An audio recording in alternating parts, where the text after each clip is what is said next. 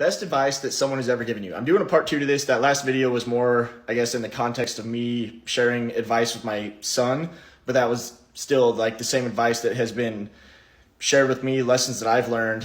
But with the whole idea of still, when people ask me this question of what's the best advice someone has ever given you, the thing that always pops up is give yourself permission to make mistakes.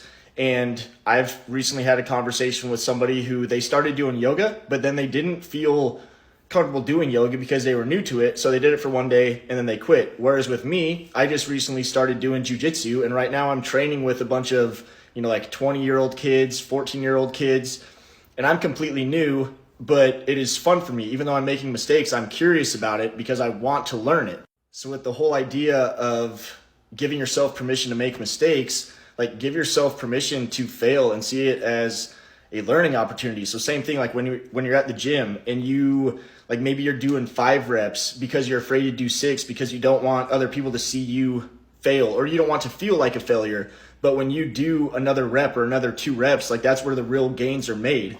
And then, same thing in the dating world. If, maybe you've been suppressing how attractive you think a girl is, and so you don't really tell her how beautiful she is because you don't want to come off weird or like too strong. But then all of a sudden you say like, wow, like you are super sexy, and it completely changes the dynamic of the relationship.